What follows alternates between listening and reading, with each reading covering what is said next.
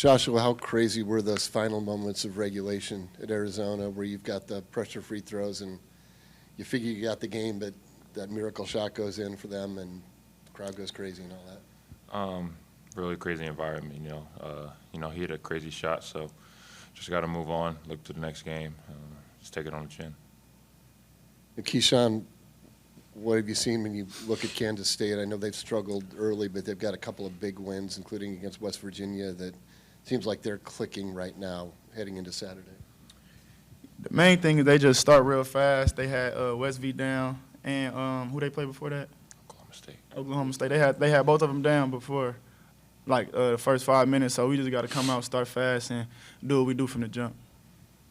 Joshua, I'm curious, with you not being here last year, if the drama or controversy of this game here, where Kansas State essentially accused Iowa State of spying on their huddle, like, did that penetrate? Like, were you aware of that last year as it happened? And what were your thoughts from afar? I wasn't aware of it last year, but I think the round when season's about to start, started hearing about all that stuff that was going on. But, we don't really pay too much attention to the drama outside. Just take care of the game and just try to win the game.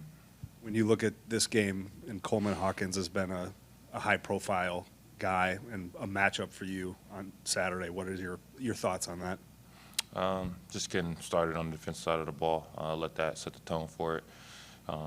He initiates a lot of their good things that happen for their team, so we take care of him. I think we have a good shot to win the game.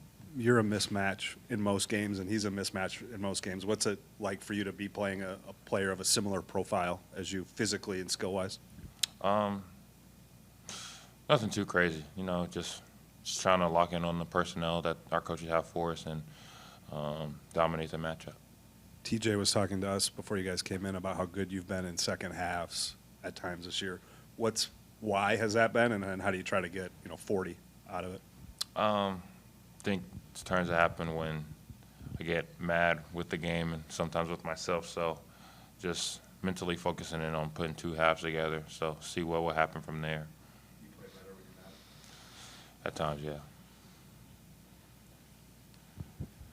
For Keshon, as you kind of look at this matchup, their guards have kind of struggled at various points defending the three-point line and allowing guards to get into the paint. How do you kind of enter a matchup like this where it seems ripe for you to kind of have a breakout performance? I say I enter this one just how I enter every other one. Come in, like you said, start on defense, set the tone there, and then after that, everything else will take care of itself. And just how do you always stay in attack mode, especially as teams have been kind of defending differently with Milan out? Really just trying to pick my spots, when to attack and when to move it. That's been something I had to learn because the whole defense is then they're looking at every ball screen. So just got to pick your spots and know when to attack and when to move the ball. And for you personally this year, just what would you say are the biggest ways you've evolved as a player?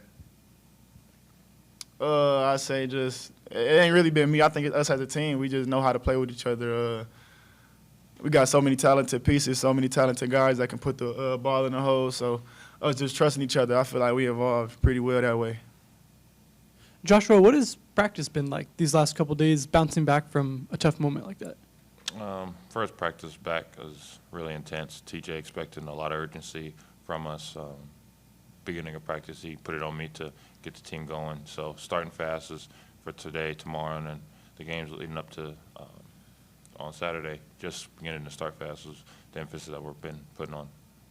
I mean, I guess with TJ, I envision every practice pretty intense. So what makes an extra intense practice? I say when the team starts to get into it as well, talking smack back and forth from the players and the coaches. So just think we have a very competitive nature, so we just got to continue to bring that out every day. And Keshon, I guess what happened to Arizona, is that also a moment that can kind of bring guys together? Yeah, I feel like that's a moment where, like, seasons are decided, things like that. It's either you're going to come together or you're going to point the finger at everybody and split apart. And I feel like this group, we're going to come together every time. Like, it is what it is. He hit the shot. We're going to move on. We're going to get better, and we're going to bounce back. I asked Caleb Love after the game, Keshon, about your guys' relationship, both being from St. Louis. Did you send him a message after the game, let him know that you guys can have one coming for him when they come here at the end of the season, anything like that? We gonna see him. I don't gotta say nothing. We gonna see him. What kind of relationship do you guys have? I think he called you his homie, and you guys have kind of gone back a few years, it sounds like. Yeah, that's my boy. I mean, like you said, we both from St. Louis. He obviously been watching me. I watch him.